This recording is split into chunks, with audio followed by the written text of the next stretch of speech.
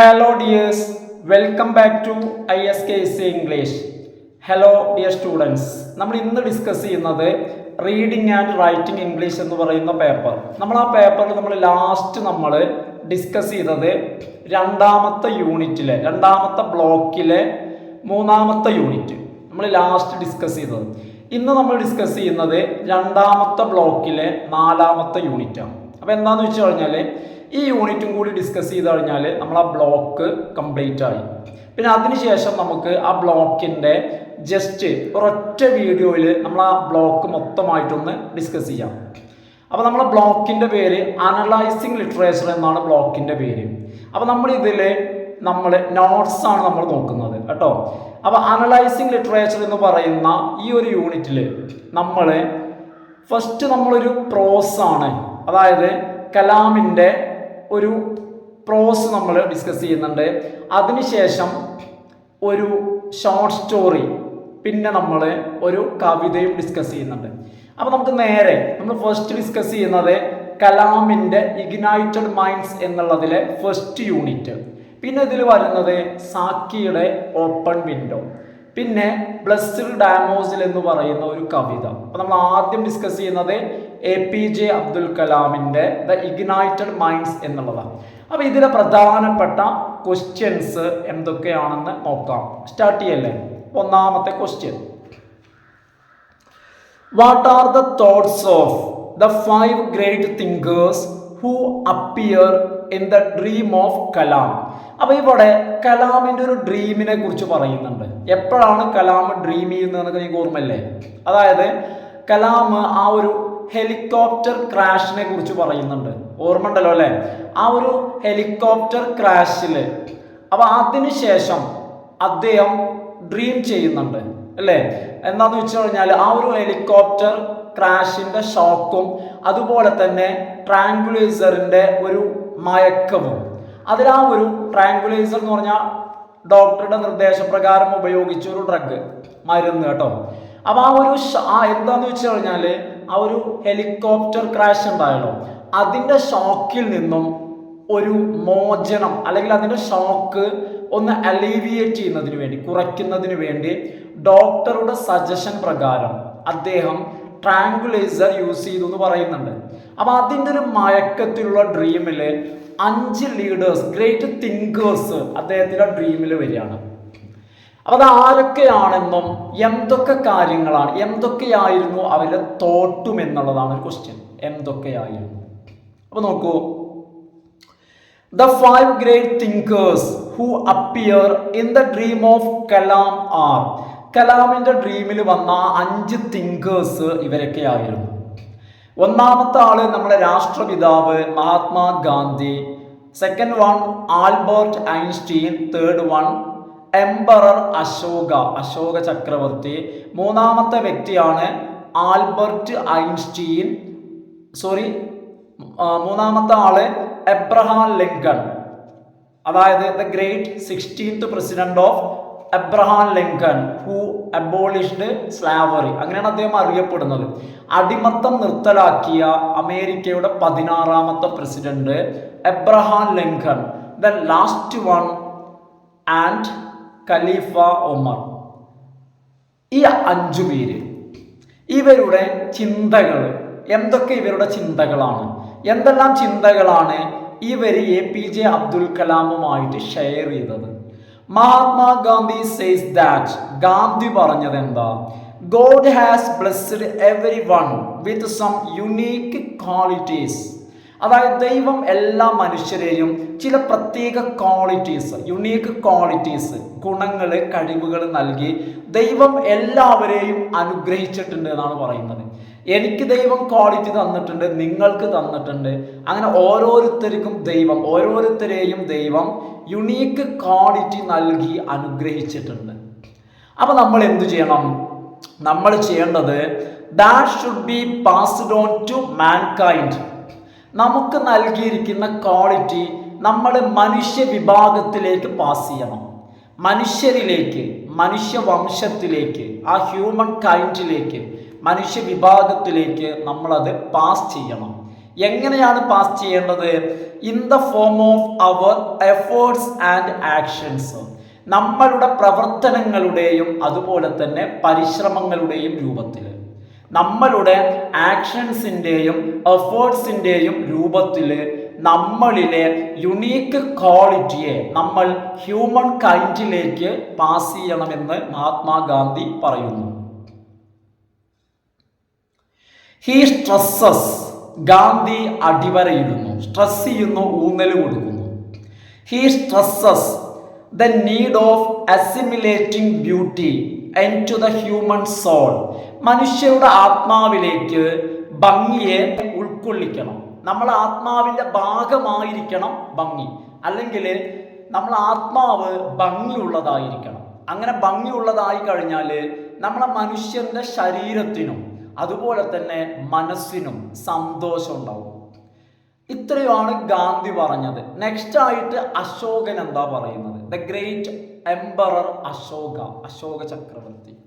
ഒരുപാട് യുദ്ധങ്ങളും അതുപോലെ തന്നെ ആ യുദ്ധങ്ങൾക്കൊടുവിൽ മാനസികമായിട്ട് കുറ്റബോധം ഉണ്ടാവുകയും ചെയ്ത വ്യക്തിയാണ് ആര്?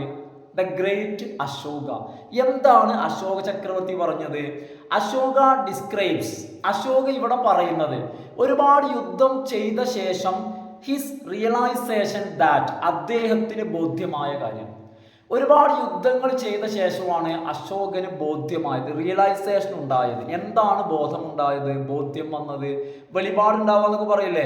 That A victory cannot be considered A victory if it causes suffering.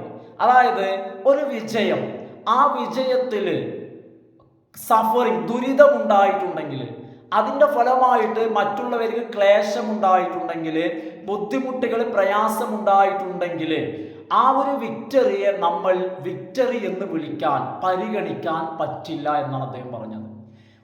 നമുക്കുണ്ടായ ഒരു വിജയം, ആ വിജയത്തിൽ മറ്റാർക്കെങ്കിലും ബുദ്ധിമുട്ടുണ്ടായിട്ടുണ്ടെങ്കിൽ, മറ്റാർക്കെങ്കിലും ഏതെങ്കിലും തരത്തിലുള്ള സഫറിങ്, ദുരിതങ്ങൾ, പ്രയാസങ്ങൾ ഉണ്ടായിട്ടുണ്ടെങ്കിൽ, it cannot be considered A victory. ഇതാണ് അശോക ചക്രവർത്തിക്കുണ്ടായ വലിയൊരു തിരിച്ചറിവ്. അടുത്തത് ഖലീഫ ഉമർ. എന്താണ് ഖലീഫ ഉമർ പറഞ്ഞത്? സേസ് ദാറ്റ്, അദ്ദേഹം പറയാണ്, എന്താണ് അദ്ദേഹം പറയുന്നത് അറിയോ? After entering Jerusalem he realises that all men are equal. അപ്പൊ അദ്ദേഹം പറയാണ്, ജെറൂസലേമിലേക്ക് പ്രവേശിച്ച ശേഷം അദ്ദേഹത്തിന് ബോധ്യമായി എല്ലാ മനുഷ്യരും തുല്യരാണ്. So there is no point in compelling others to follow their path. അതുകൊണ്ട് തന്നെ മറ്റുള്ളവരെ നമ്മുടെ പാത പിന്തുടരണം എന്ന് നിർബന്ധിക്കുന്നതിൽ, കമ്പൽ ചെയ്യുന്നതിൽ യാതൊരു ന്യായവും ഇല്ല എന്ന് അദ്ദേഹത്തിന് ബോധ്യമായി. ദർ ഈസ് നോ പോയിന്റ്, ഒരു ന്യായവുമില്ല, in compelling others to follow their path. അടുത്തത് ഐൻസ്റ്റീൻ. എന്താണ് ഐൻസ്റ്റീന് പറയാനുള്ളത്? ഐൻസ്റ്റീൻ നിങ്ങൾക്ക് ഓർമ്മ ഉണ്ടോ? ഐൻസ്റ്റീൻ വെർണറുടെ ഒരു കഥ പറഞ്ഞിരുന്നു. വെസ്റ്റിൽ ഒരു വലിയ ഷിപ്പ് ഉണ്ടാക്കിയതും അവസാനമാണ് ഷിപ്പിൽ കോമ്പസ് വെക്കാൻ, അല്ലെ ദിശ നോക്കുന്ന സാധനം വെക്കാൻ മറന്നുപോയ കഥയാണ്, വെർണറുടെ കഥയാണ് ഐൻസ്റ്റീൻ പറഞ്ഞത്. എന്താണ് ഇവിടെ ഐൻസ്റ്റീൻ ഉദ്ദേശിക്കുന്നത്? Einstein presents the view of Werner Heisenberg. Werner ഹെയ്സൻബർഗിന്റെ വ്യൂ, കാഴ്ചപ്പാട് അദ്ദേഹത്തിന്റെ കഥയിലൂടെയാണ് ഐൻസ്റ്റീൻ പങ്കുവെച്ചത്. എന്താണ് അവിടെ ഐൻസ്റ്റീൻ ആ കഥയിലൂടെ പറയുന്നത്, അല്ലെങ്കിൽ വെർണർ എന്താണ് പറഞ്ഞത് ആ കഥയിലൂടെ? ടു ഷോ ദാറ്റ്, ആ കഥയിലൂടെ കാണിച്ചു തരികയാണ്. എന്താ കാണിച്ചു തരുന്നത്? People without purpose are like A ship without A compass. അതായത് ലക്ഷ്യബോധമില്ലാത്ത ആളുകൾ കോമ്പസ് ഇല്ലാത്ത ഷിപ്പ് പോലെയാണ്. ഒരു ഷിപ്പിൽ കോമ്പസ് ഇല്ലെങ്കിൽ ആ ഷിപ്പിന് എങ്ങോട്ട് പോകണം എന്ന് ദിശ അറിയില്ല. അതുപോലെയാണത്രേ പർപ്പസ് ഇല്ലാത്ത ആളുകൾ. ഇറ്റ് സജസ്റ്റ് ദാറ്റ്, എന്താണ് ഈ വാക്കുകൾ നമ്മളോട് നിർദ്ദേശിക്കുന്നത്? A person without A goal, ജീവിതത്തിൽ ഒരു ലക്ഷ്യമില്ലാത്തൊരു വ്യക്തിയെ സംബന്ധിച്ചിടത്തോളം cannot move forward in life, ജീവിതത്തിൽ ആ വ്യക്തിക്ക് മുന്നോട്ട് പോകാൻ കഴിയില്ല. അപ്പൊ അതുകൊണ്ട് തന്നെ ജീവിതത്തിൽ പർപ്പസ് ഇല്ലാത്ത വ്യക്തിയും അതുപോലെ തന്നെ കോമ്പസ് ഇല്ലാത്ത ഷിപ്പും ഒരുപോലെയാണെന്നുള്ള ഒരു കഥ, ഒരു ഗുണപാഠം നമുക്ക് നൽകുന്നു. Abraham Lincoln says that, Abraham Lincoln പറയാണ്, ഒരുപാട് ദാരിദ്ര്യത്തിലൂടെയും കഷ്ടപ്പാടിലൂടെയൊക്കെ കടന്നു വന്ന അമേരിക്കയുടെ ഗ്രേറ്റ് പ്രസിഡന്റ് ആയിരുന്നു ആര്? Abraham Lincoln. അദ്ദേഹത്തിന്റെ ജീവിത അനുഭവത്തിൽ നിന്നും എബ്രഹാം ലിങ്കൺ പറയാണ്, എന്താ പറയുന്നത്? That happiness is acquired when a family ensures prosperity at various levels. അതായത് ഒരു കുടുംബത്തിന്, ഒരു ഫാമിലിക്ക് സന്തോഷമുണ്ടാകുന്നത്, ഹാപ്പിനെസ് ഈസ് അക്വയേർഡ്, സന്തോഷം എപ്പോഴാണ് നേടുന്നത്? When a family ensures prosperity at various levels. അതായത് വ്യത്യസ്ത തലങ്ങളിൽ ഒരു കുടുംബം പ്രോസ്പെരിറ്റി, സമ്പന്നത, സമ്പുഷ്ടത ഉറപ്പാക്കുമ്പോഴാണ്. കാരണം ജീവിതത്തിന് പല തലങ്ങളുണ്ട്. ഭക്ഷണം, വിദ്യാഭ്യാസം, അതുപോലെ തന്നെ പാർപ്പിടം, ഇങ്ങനെ ജീവിതത്തിന് വ്യത്യസ്ത തലങ്ങളുണ്ട്. അങ്ങനെ ഏതെങ്കിലും ഒരു തലത്തിൽ മാത്രം പ്രോസ്പെരിറ്റി ഉണ്ടായാൽ പോരാ. നമുക്ക് സന്തോഷം ഉണ്ടാവണമെങ്കിൽ ലൈഫിൻ്റെ എല്ലാ തലത്തിലും എന്ത് വേണം? പ്രോസ്പെരിറ്റി വേണം. അങ്ങനെ എല്ലാ തലങ്ങളിലും പ്രോസ്പെരിറ്റി എൻഷുർ ചെയ്യുമ്പോൾ ഒരു ഫാമിലി എല്ലാ തലത്തിലും പ്രോസ്പെരിറ്റി എൻഷുർ ചെയ്യുമ്പോഴാണ് സന്തോഷം അക്വയർ ചെയ്യുന്നതെന്ന് എബ്രഹാം ലിങ്കൺ പറയുന്നു. ഹ്യൂമൻ ലീവ്സ് ബിക്കം, മനുഷ്യ ജീവിതങ്ങൾ ബിക്കം ബ്ലസ്ഡ്, മനുഷ്യ ജീവിതങ്ങൾ എപ്പോഴാണ് അനുഗ്രഹീതമാകുന്നത്? Only if there is the grace of God, ആ മനുഷ്യ ജീവിതങ്ങളിലെ ദൈവത്തിൻ്റെ മഹത്വം ഉണ്ടാകുമ്പോൾ മാത്രമാണ് മനുഷ്യ ജീവിതങ്ങൾ അനുഗ്രഹിക്കപ്പെടുന്നത് എന്നും അദ്ദേഹം പറയുന്നു. അപ്പം ഇത്രയാണ് ഓരോരുത്തരുടെ 5 ഗ്രേറ്റ് തിങ്കേഴ്സിൻ്റെ മെസ്സേജുകൾ. ഇനി ഇതിൽ നിന്നും അദ്ദേഹം സമ്മപ്പ് ചെയ്യുന്ന മെസ്സേജ് എന്താ? ദ മെസ്സേജ്, ഇതാണ് ആ message. The message that can be shared to the planet, നമ്മൾ ജീവിക്കുന്ന ഈ പ്ലാനറ്റ് എർത്ത് എന്ന് പറയുന്ന ഈ ഗ്രഹം, ഈ ഗ്രഹത്തിന് ഷെയർ ചെയ്യേണ്ട മെസ്സേജ്, മനുഷ്യരാശിക്ക് ഷെയർ ചെയ്യേണ്ട മെസ്സേജ് ഈസ് ദാറ്റ്, ഇതാണ്. എന്താണത്? Every doctrine that we follow and every action we pursue, നമ്മൾ പിന്തുടരുന്ന ഓരോ തത്വവും, ഡോക്ട്രിൻ തത്വവും അല്ലെങ്കിൽ സിദ്ധാന്തവും, അതുപോലെ തന്നെ നമ്മൾ പെർസ്യൂ ചെയ്യുന്ന ഓരോ പ്രവർത്തനങ്ങളും should be good for the whole of mankind, മൊത്തം മനുഷ്യ വിഭാഗത്തിനും നന്മയുള്ളതായിരിക്കണം. നമ്മളുടെ ചിന്തകളും പ്രവൃത്തികളും, ചുരുക്കി പറഞ്ഞാൽ ഡോക്ടറിൻ, നമ്മുടെ ചിന്തകളും പ്രവൃത്തികളും മനുഷ്യരാശിക്ക് തന്നെ ഗുണമുള്ള ചിന്തകളും പ്രവൃത്തികളുമായിരിക്കണം നമ്മൾ പിന്തുടരേണ്ടത് എന്ന മെസ്സേജാണ് നമുക്ക് ലോകത്തിന് ഷെയർ ചെയ്യാനുള്ളത്. രണ്ടാമത്തെ question, what is the dream of Kalam to make India a developed nation? ഇന്ത്യയെ ഒരു വികസിത രാജ്യമാക്കുക എന്നുള്ളതിലേക്ക് കലാമിൻ്റെ സ്വപ്നം എന്താണ്? എന്താണ് കലാം പറയുന്നത്? എന്താ?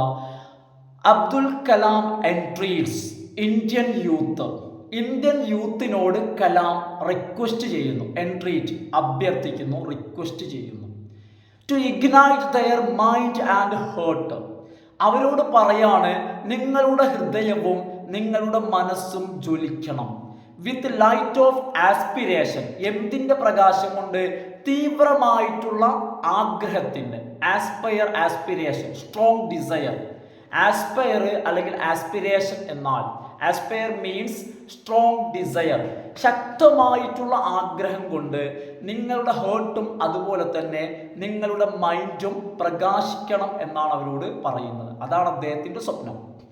ഹി മോട്ടിവേറ്റ്സ് ദ യൂത്ത്, അദ്ദേഹം യൂത്തിനെ മോട്ടിവേറ്റ് ചെയ്യുന്നു, to innovate themselves to make India a more prosperous and rich country, India ഒരു സമ്പന്നവും സമ്പുഷ്ടവുമായ രാജ്യമാക്കി മാറ്റുന്നതിന് വേണ്ടി യൂത്താണ് എന്ത് ചെയ്യേണ്ടത്? മാറേണ്ടത്, യൂത്തിലാണ് മാറ്റം ഉണ്ടാവേണ്ടത് എന്ന് അവരോട് അദ്ദേഹം പറയുന്നു.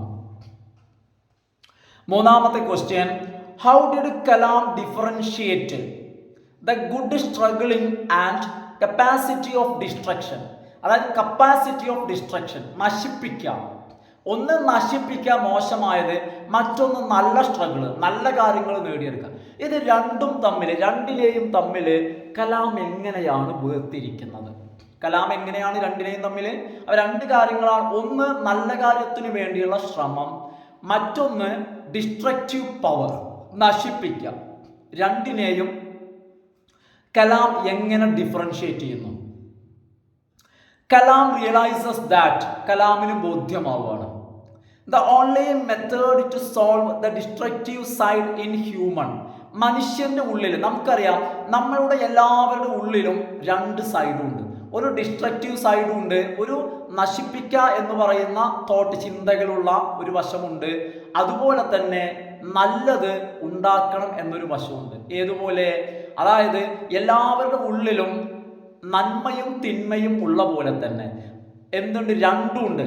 അപ്പോൾ കലാമിന് ബോധ്യമാവാണ് മനുഷ്യന്റെ ഉള്ളിലുള്ള the destructive side in human, മനുഷ്യന്റെ ഉള്ളിലുള്ള ആ ഒരു ഡിസ്ട്രക്റ്റീവ് സൈഡ്, ആ ഡിസ്ട്രക്റ്റീവ് സൈഡിനെ സോൾവ് ചെയ്യാൻ, അതിനെ ഒന്ന് ശരിയാക്കാനുള്ള ഒരേ ഒരു മെത്തേഡ് എന്ന് പറയുന്നത് ഈസ് അക്വയറിങ് എഡ്യൂക്കേഷൻ, വിദ്യാഭ്യാസം നേടുക എന്നുള്ളതാണ്. മനുഷ്യരുടെ ഡിസ്ട്രക്റ്റീവ് പവർ അല്ലെങ്കിൽ മനുഷ്യരുടെ ഡിസ്ട്രക്റ്റീവായുള്ള തോട്ട്, അതിനൊരു പരിഹാരം എന്നുള്ളത് അക്വയറിങ് നോളേജ് നേടുക എന്നുള്ളതാണ്. Acquiring education, the symbiosis of the spiritual and the material. അതായത് നമ്മൾ എന്തു ചെയ്യുക? സ്പിരിച്വലിനെയും മെറ്റീരിയലിനെയും, അതായത് ആത്മീയതയെയും അതുപോലെ തന്നെ ഭൗതികതയെയും, ആത്മീയത ഭൗതികത ഇത് രണ്ടിനെയും സിംബയോസിസ് എന്ന് വെച്ചാൽ ഇത് രണ്ടിനെയും സമന്വയിപ്പിക്കാം.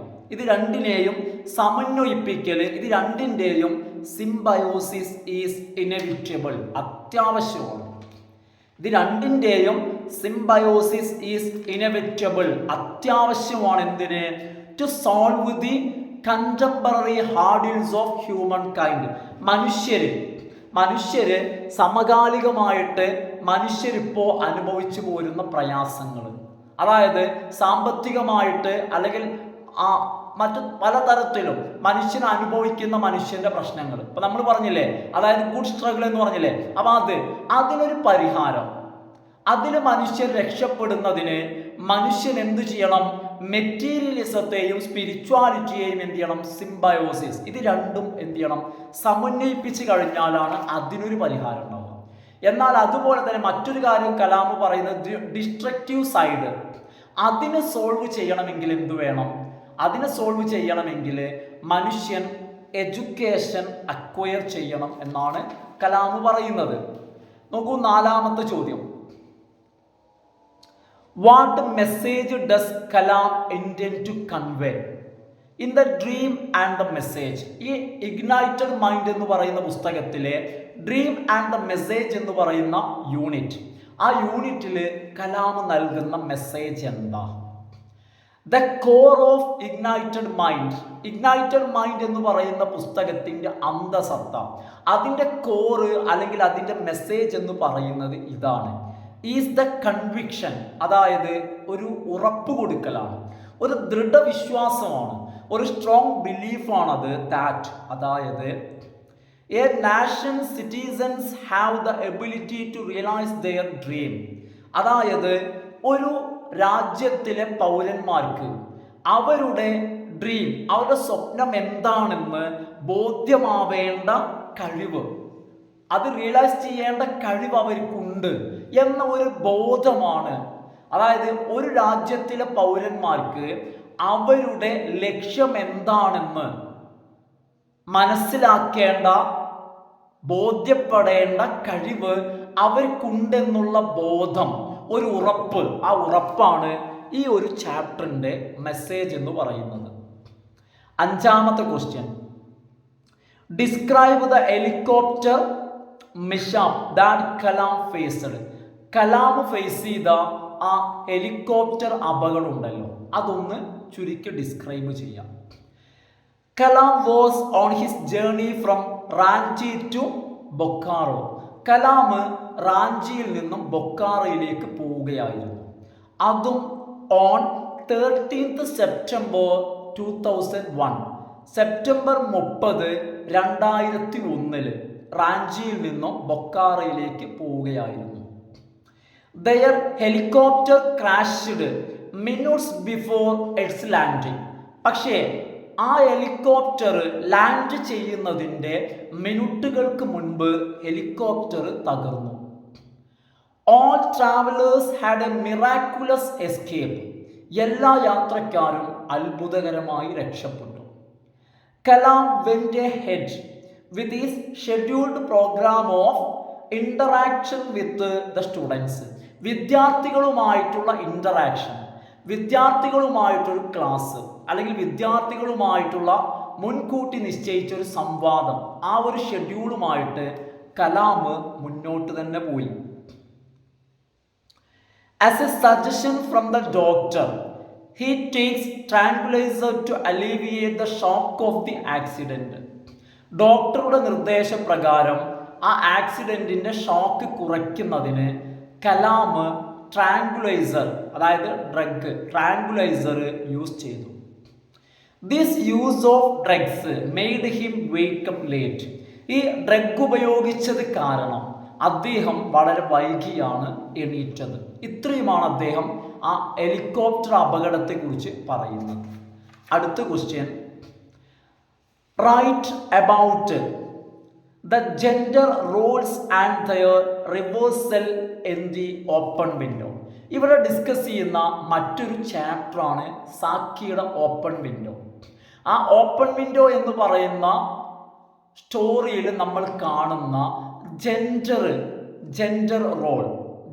റോളിനെ കുറിച്ചും അതുപോലെ തന്നെ അതിൻ്റെ ഒരു റിവേഴ്സൽ, എന്ത് റിവേഴ്സലാണ് ഇവിടെ കാണുന്നത്, ഇതിനെക്കുറിച്ച് നമ്മൾ എഴുതുക. നമുക്കൊന്ന് ശ്രദ്ധിക്കട്ടോ, ഇത് നമ്മൾ മനസ്സിലാക്കണം. ഒന്ന് നിങ്ങൾ ശ്രദ്ധിച്ച് കേട്ടാൽ സിമ്പിളാന്ന് മനസ്സിലാവും. എന്താണ് ജെൻഡർ റോൾ, എന്താണ് അതിൻ്റെ റിവേഴ്സ് എന്താ, ഒന്ന് നോക്കൂ, ശ്രദ്ധിക്കട്ടോ. In the open window Saki subvert. ഈ ഓപ്പൺ വിൻഡോ എന്ന് പറയുന്ന കഥയിൽ സാക്കി സബ്വേർട്ട് ചെയ്യുക എന്ന് പറഞ്ഞാൽ തകിടം മറിക്കുക, വിപരീതമാക്കി തകിടം മറിച്ചു. എന്തിനെ? ട്രഡീഷണൽ ജെൻഡർ റോൾസ്, ഒരു പരമ്പരാഗതമായിട്ടുള്ള ജെൻഡർ രീതി. അവിടെ ആ സൊസൈറ്റിയിൽ ആ കാലഘട്ടത്തിൽ ജെൻഡർ റോളിൻ്റെ ഒരു പരമ്പരാഗതമായ രീതിയുണ്ട്. ആ രീതിയെ തകിടം മറിച്ചു. അതിൻ്റെ ഓപ്പോസിറ്റ് ആയിട്ടാണ് സാക്കി കാണിച്ചത്. എങ്ങനെയാണ് അതിനെ സപ്പോർട്ട് ചെയ്തത്? By portraying a young woman. ഈ ഒരു കഥയിൽ ഒരു ചെറുപ്പം പെൺകുട്ടിയെ സാക്കി ചിത്രീകരിച്ച് കാണിച്ചു. ആരാണ് ആ ചെറുപ്പം പെൺകുട്ടി? വെര എന്ന് പറയുന്ന ചെറുപ്പം പെൺകുട്ടിയെ. എങ്ങനെ? As the manipulative and powerful trickster. വളരെയധികം മാനിപ്പുലേറ്റീവ് ആയിട്ടുള്ള, മറ്റുള്ളവരെ കൊണ്ട് പറഞ്ഞ് വിശ്വസിപ്പിക്കാൻ കഴിവുള്ള, വളരെ പവർഫുൾ ട്രിക്സ്റ്റർ, നല്ല പവർഫുൾ ആയിട്ടുള്ള, നല്ല തന്ത്രശാലി ട്രിക്സ്റ്റർ. ആ രീതിയിലാണ് ആരെ പ്രസന്റ് ചെയ്തത്? വെറയെ പ്രസന്റ് ചെയ്തത്. അപ്പൊ വെറ എന്ന് പറയുന്ന പെൺകുട്ടി പവർഫുൾ ആണ്, ട്രിക്സ്റ്റർ ആണ്, ട്രിക്കുള്ള ആള് ട്രിക്സ്റ്റർ, അതുപോലെ തന്നെ മാനിപ്പുലേറ്റീവ് ആണ്. എന്നാൽ അതേ സമയത്ത് ഇവിടെ വരുന്ന ആണ്, വൈൽ ദ മെയിൽ ക്യാരക്ടർ, അതേസമയം തന്നെ ആൺ കഥാപാത്രം എങ്ങനെയായിരുന്നു? ആൺ കഥാപാത്രമായിട്ടുള്ള ഫ്രാംപ്റ്റൺ നട്ടൽ ഈസ് ഡെപിക്റ്റഡ്, അദ്ദേഹത്തെ ചിത്രീകരിച്ചത് ആസ് ഈസിലി ഇൻഫ്ലുവൻസ്ഡ്, പെട്ടെന്ന് എന്തും പറഞ്ഞ് വിശ്വസിപ്പിക്കാവുന്ന, പെട്ടെന്ന് സ്വാധീനിക്കാവുന്ന, വളരെ സോഫ്റ്റ് ഹൃദയമുള്ള, അതുപോലെ തന്നെ ആൻഡ് വൾനറബിൾ എന്ന് വെച്ച് കഴിഞ്ഞാൽ ഏത് നിലയ്ക്കും നമുക്ക് അപകടപ്പെടുത്താവുന്ന, വളരെ സില്ലി ആയിട്ടുള്ള ഒരു മനുഷ്യനായിട്ട്. അപ്പൊ ഇവിടെ സാധാരണത്തെ ഇതിന്റെ ഓപ്പോസിറ്റ് ആണ്.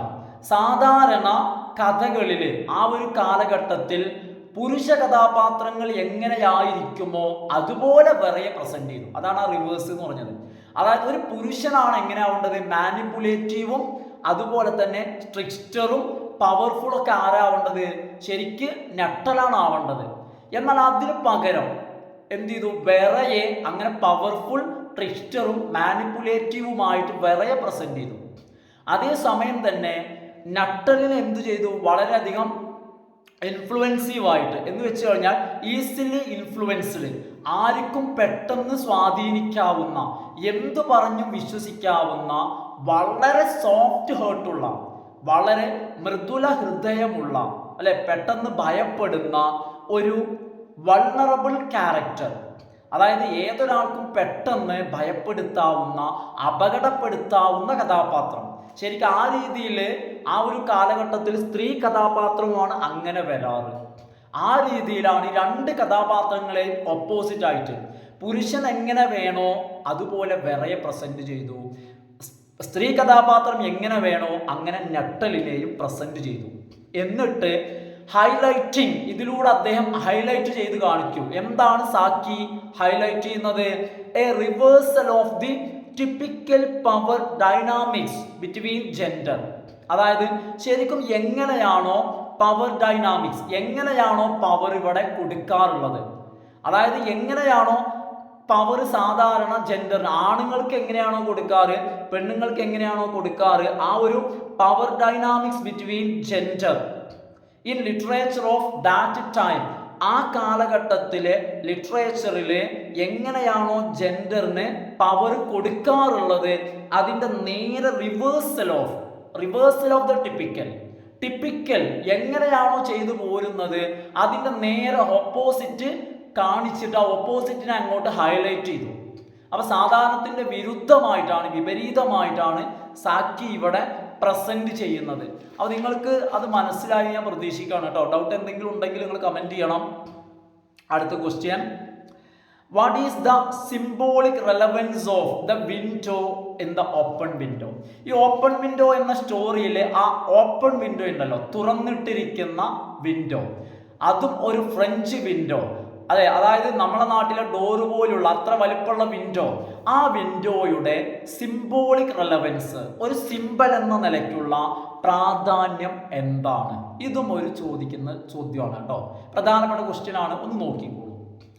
In Saki's the open window, സാക്കിയുടെ ഓപ്പൺ വിൻഡോ എന്ന് പറയുന്ന സ്റ്റോറിയിൽ കേട്ടോ, സാക്കി എന്നുള്ളത് അദ്ദേഹത്തിന്റെ തൂലികാനാമമാണ് കേട്ടോ. അപ്പൊ സാക്കിയുടെ ദ ഓപ്പൺ വിൻഡോ എന്നുള്ള ഈ കഥയിൽ ദ വിൻഡോ സിംബലൈസസ്, ഇതിലെ ഈ വിൻഡോ പ്രതീകമാകുന്നു. എന്തിന്റെ പ്രതീകമാകുന്നു? The ons hope for her husband and brothers to return. അപ്പൊ എന്താണ് പറയുന്നത്? ഈ ഒരു വിൻഡോ പ്രതീകമാണ് ബോത്ത്, രണ്ട് കാര്യങ്ങളുടെ പ്രതീകമാണ് വിൻഡോ. അതിൽ ഒന്നാമത്തെ കാര്യം എന്ന് പറയുന്നത് ആന്റിയുടെ പ്രതീക്ഷകളുടെ. എന്താണ് ആന്റിയുടെ പ്രതീക്ഷ? അവരുടെ ഹസ്ബൻഡും അതുപോലെ തന്നെ അവരുടെ ബ്രദേഴ്സും ഹണ്ടിങ് കഴിഞ്ഞ് തിരിച്ചു വരും എന്നുള്ള പ്രതീക്ഷയാണ് ആ തുറന്നിട്ടിരിക്കുന്ന വിൻഡോ കാണിക്കുന്നത്. അപ്പൊ ഒന്നുകൂടി ഞാൻ അതൊന്ന് വായിച്ചു തരാം. The window symbolises both the ons hope for her husband and brothers to return after hunting. വേട്ട കഴിഞ്ഞിട്ട് തൻ്റെ ഭർത്താവും സഹോദരങ്ങളും തിരിച്ച് വീട്ടിൽ വരും എന്നുള്ളതിൻ്റെ പ്രതീക്ഷയാണ് ഈ ഓപ്പൺ വിൻഡോ കാണിക്കുന്നത്. അതുപോലെ തന്നെ ആൻഡ് ഓൾസോ റെപ്രസെന്റ്സ്, പിന്നെ എന്തിനെ കൂടി റെപ്രസെന്റ് ചെയ്യുന്നുണ്ട്? ദ എക്സ്പാൻസീവ് ഇമാജിനേഷൻ ഓഫ് വെരയുടെ വിശാലമായിട്ടുള്ള എക്സ്പെൻസീവ് ഇമാജിനേഷൻ, അവളുടെ സങ്കല്പം എന്ന് പറയുന്നത് ഈ തുറന്നിട്ടിരിക്കുന്ന വിൻഡോ പോലെയാണ്. അപ്പോൾ അവളുടെ ഇമാജിനേഷനെയും റെപ്രസെന്റ് ചെയ്യുന്നുണ്ട്. അവളുടെ വാസ്റ്റ്, വിശാലമായ, എക്സ്പാൻസീവ്, അതിന് മറ്റൊരു വേർഡാണ് എന്ത്? Vast, not waste. വാസ്റ്റ്. അപ്പൊ എന്താ വാസ്റ്റ്? VAST, വാസ്റ്റ് പറഞ്ഞ എന്താ? വിശാലമായിട്ടുള്ള. അപ്പൊ വെരയുടെ ദ എക്സ്പെൻസീവ് ഇമാജിനേഷൻ ഓഫ് വെരയുടെ വിശാലമായിട്ടുള്ള ഇമാജിനേഷനെയും ഈ ഓപ്പൺ വിൻഡോ സൂചിപ്പിക്കുന്നു. Vera makes use of the open window. Vera ഈ ഓപ്പൺ വിൻഡോയെ ഉപയോഗിക്കുന്നു. എന്തിനു വേണ്ടി ഉപയോഗിക്കുന്നു? To escape the grown up world, അതായത് മുതിർന്നവരുടെ ഗ്രോൺ അപ്പ് ആയിട്ടുള്ള ആളുകളിലെ മുതിർന്ന ആളുകള് അവരുടെ വളരെ ഡള്ളായിരിക്കുന്ന വളരെ ബോറടിക്കുന്ന അവരുടെ ലോകം, ആ ലോകത്തിൽ നിന്നും എസ്കേപ്പ് ആവുന്നതിന് വേണ്ടി ഈ വിൻഡോയെ ഉപയോഗിക്കുന്നു. അപ്പൊ എന്താന്ന് വെച്ച് കഴിഞ്ഞാൽ വിൻഡോയെ ഉപയോഗിക്കാന്ന് വെച്ച് കഴിഞ്ഞാൽ ഈ വിൻഡോ സൂചിപ്പിക്കുന്നത് എന്താ? സിമ്പിൾ ഓഫ് ഹെർ ഇമാജിനേഷൻ അല്ലേ? അപ്പൊ അതാണ് ഉദ്ദേശിക്കുന്നത്. വിൻഡോ എന്ന് പറഞ്ഞാൽ അവളുടെ എക്സ്പാൻസീവ് ഇമാജിനേഷൻ ആണ്. കാരണം അവള് ബോറടിക്കുമ്പോൾ അത് മാറ്റാൻ വേണ്ടി എന്ത് ചെയ്യുന്നു? അവളുടെ ഇമാജിനേഷനെ ആശ്രയിക്കുന്നു. Vera makes use of the window to escape the dull grown-up world and to conjure up a more fantasy one. അപ്പൊ എന്താ പറയുന്നത്? അവൾക്ക് വളരെ ഡള്ളായിട്ടുള്ള ഗ്രോണപ്പിന്റെ വേൾഡിൽ നിന്നും എസ്കേപ്പ് ചെയ്യുന്നതിനും അതുപോലെ തന്നെ ഫാന്റസിയുടെ ലോകത്തിൽ മുഴുകുന്നതിനും അതിനും ഒരു സഹായമായിട്ട് ഈ വിൻഡോയെ ഉപയോഗിക്കുന്നു. അതായത് ഈ വിൻഡോയിലൂടെ എന്ന് പറഞ്ഞു കഴിഞ്ഞാൽ അവളെ സംബന്ധിച്ചിടത്തോളം ഈ വിൻഡോ എന്നുള്ളത് എന്തിന്റെ പ്രതീകമാണ്? ഈ വിൻഡോ എക്സ്പാൻസീവ് ഇമാജിനേഷൻ, അവളുടെ വിശാലമായിട്ടുള്ള ഭാവന. അപ്പോൾ ഈ ഒരു യാഥാർത്ഥമായിട്ടുള്ള ലോകം, റിയൽ വേൾഡ്, അതായത് ഗ്രോണപ്സിന്റെ അവളെ ബോറടിപ്പിക്കുന്ന റിയൽ വേൾഡ്, ആ ലോകത്തിൽ നിന്നും ഈ വിൻഡോയിലൂടെ എന്ന് വെച്ച് കഴിഞ്ഞാൽ ഇമാജിനേഷനിലൂടെ അവൾ മറ്റൊരു ലോകത്തേക്ക്, അതായത് ബോറടിക്കാത്ത ഫാന്റസിയുടെ ലോകത്തേക്ക് അവൾ വ്യാപിക്കുന്നു. അതിനവളെ സഹായിക്കുന്നത് എന്താണ്? ഈ ഓപ്പൺ വിൻഡോ അതിനവൾ ഉപയോഗിക്കുന്നു. ഓക്കെ ഫ്രണ്ട്സ്, അപ്പൊ ഇന്നത്തെ ക്ലാസ് ഞാനിവിടെ വൈൻഡപ്പ് ചെയ്യാണ്. അപ്പോൾ ഫ്രണ്ട്സ്, നിങ്ങൾ എന്ത് ചെയ്യുക? വീഡിയോ നിങ്ങൾ ലൈക്ക് ചെയ്തിട്ട് കാണണം കേട്ടോ. നിങ്ങൾ ഒന്ന് ലൈക്ക് ചെയ്ത് കാണുക. അതുപോലെ തന്നെ നിങ്ങളുടെ ഫ്രണ്ട്സിനൊക്കെ ഒന്ന് സജസ്റ്റ് ചെയ്യുക. അതുപോലെ സബ്സ്ക്രൈബ് ചെയ്യാത്ത ആളുകൾ സബ്സ്ക്രൈബ് ചെയ്ത് കാണുക. Okay, thanks for watching.